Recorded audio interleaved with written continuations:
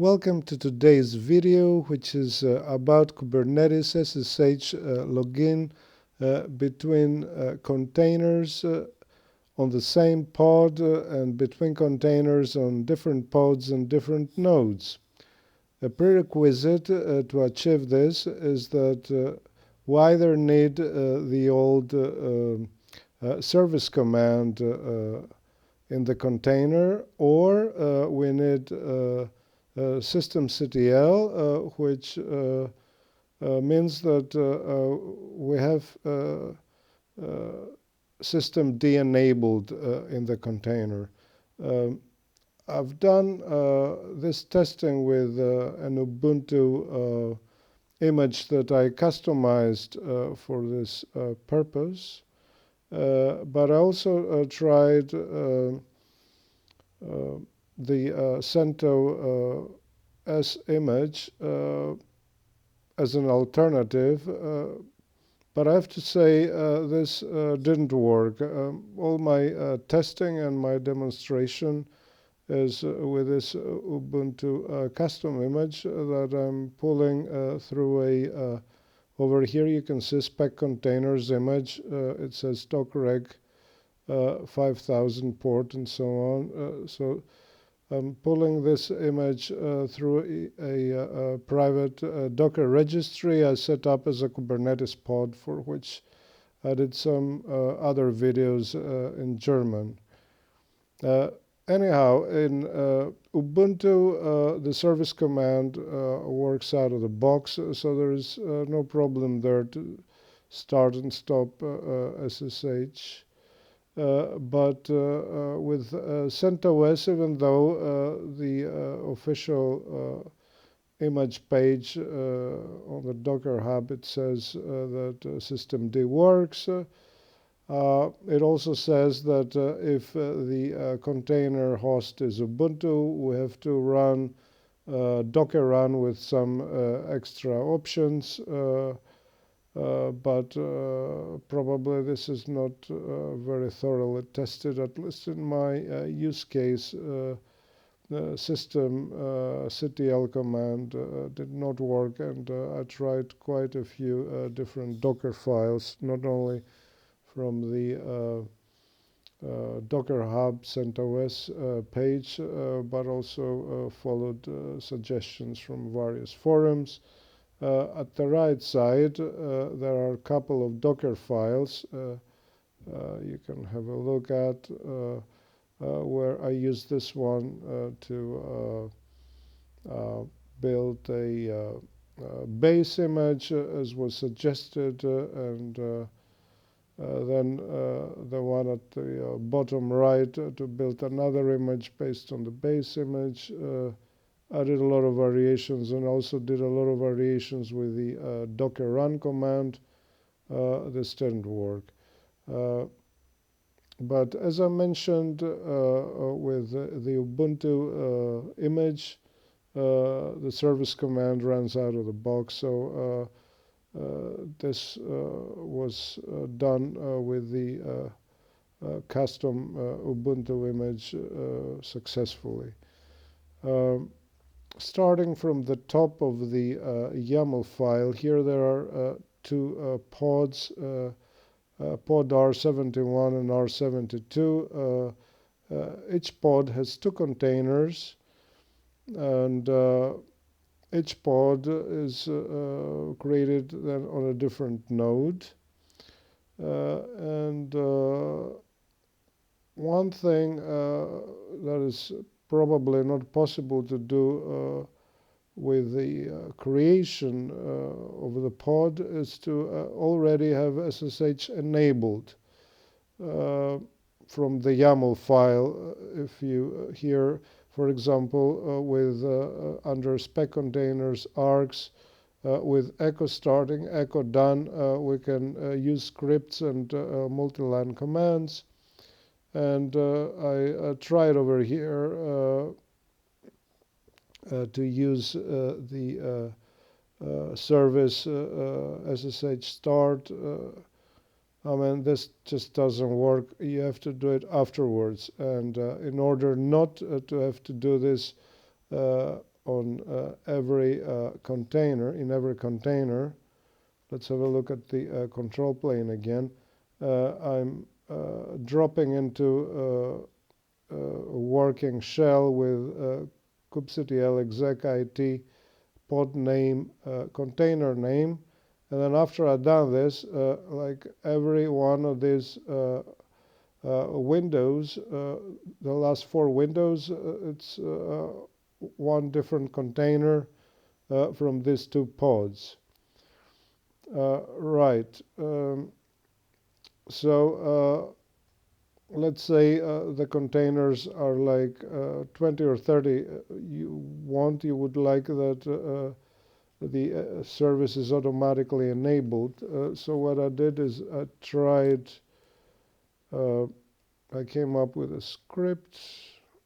The first iteration is this, which did work kind of because it only service SSH start only worked on the first container of every pod, and then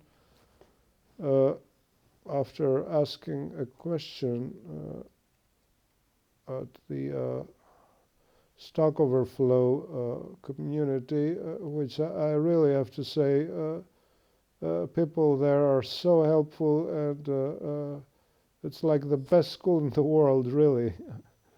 I'm so grateful. So someone gave me this script with which we can iterate all containers.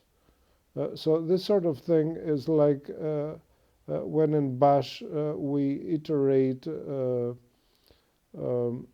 on the array values, but on the array indices, and it works no matter how many containers we have in every pod.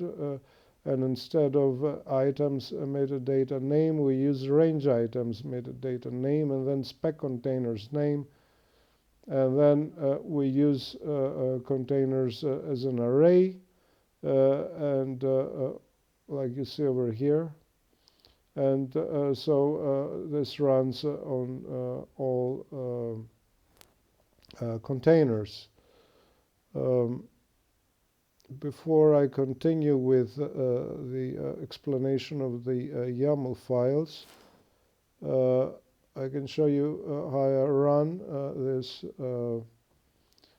script, because over here I am at the cluster host, where I have this Kubernetes pods is a 3-node cluster with Ubuntu LTS. And over here at the top left, I have an Ansible playbook with which I constantly syncing all my scripts to the cluster nodes. And then I'm running, like you see, this script says SSH2, and I'm running then on the control plane only, for example, this script. And let's have a look. Right, so this is where you can have a look at the script. How is it running? It's resuming the nodes, which are normally paused. And then it's syncing all the scripts, and then run SSH2. You can see starting OpenBSD Secure Shell Server SSH done. Run successfully on all 4 containers. Right, so let's go now back to this pod YAMLs. You see the image, like I think already said, how I pull it from the from my private registry. Over here, docreg, colon, then port number, and so on. And then the next thing I want to do is to make every container a little bit more identifiable once I have a working shell in the container. Uh, so if we look, sorry about that. So if we look in the control plane again, uh, we see that when you have a shell in a container, the prompt says root at pod name, but in order to be able to SSH from one container to the other, I want to make these containers a little bit more identifiable once I am inside them. And I want to have a variable I can echo with some type of identification. So what I'm doing here is I'm echoing then the pod name, the port number, and the node name. Now, the port number, it's very important because when we SSH between containers in the same pod, it's impossible to do that if every container has the same port number like the SSH default port number, which is 22. So the first thing I'm doing, as you see over here with sed, is that I'm setting a custom port in every container. Over here it says container port, and I'm setting the same port as an SSH port in the sshd-config file. And then all this information, I want to be able to print it. And of course, I tried env, Kubernetes environment variables, env, but the Kubernetes environment variables are not available in an SSH login session. So we do have to append this variable to the relevant bashrc file. Right. So I'm doing the same thing with the second container down here, and the only things that are changing is, for example, this is container 71. Sorry, yeah, this is pod 71 container 1, port 5011. This is pod 71 container 2, port 5012. And the same thing I did with the second pod, where instead we have pod name 72.1 for the first container with container port 5021, and for the second container we have pod 72.2 with container port 5022. And the second pod is on the island node, and the first port is on the Spring node. Right. So let's resume the VMs. So the VMs are resumed, and then let's go into the control plane. I said that's how we get into the pod container. So I left one out just to do a demonstration, right? So then echo cont, and I see exactly where I am. So let's say now from here I want to SSH, root at. So now I'm at the second says here with kubectl get all wide, from the second pod, I want to SSH into the first pod, so I need now the IP. And then colon doesn't work in this case. We have to use the P flag for port. Gets in the container. Sorry, now in the container. So let's say, for example, I want to log in into the first pod second container. So I need the 5012 port.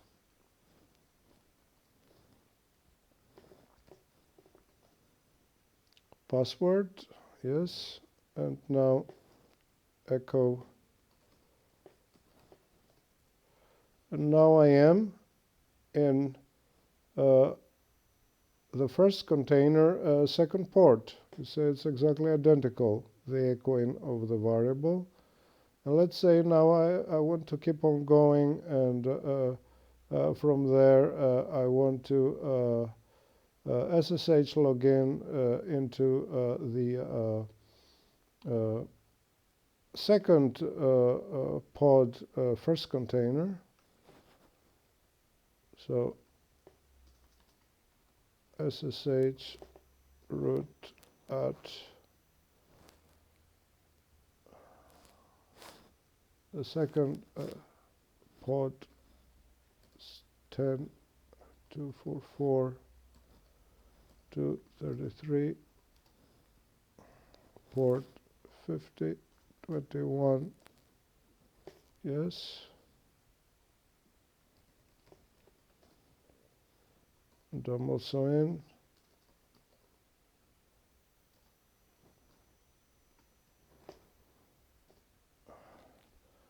Okay. And let's say now from the first pod first container, SSH somewhere else.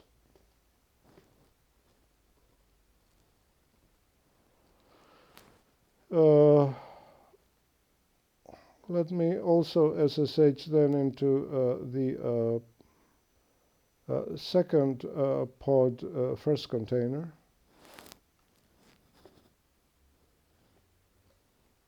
10.244.233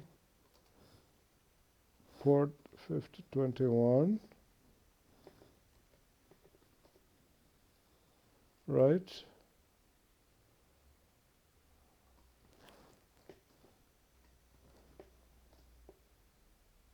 Right. So as you see, we can crisscross anywhere we want, and the network works no problems at all with Flannel, and this SSHing also works without any problems, which is very good for testing network and testing other things with containers, which they're so much more minimal, and we can replicate them easily and have lots of them. So it's a good thing to actually have service or a systemctl command in the containers, which it's not what happens with the majority of containers. These two commands are usually unavailable. Right, so that was it with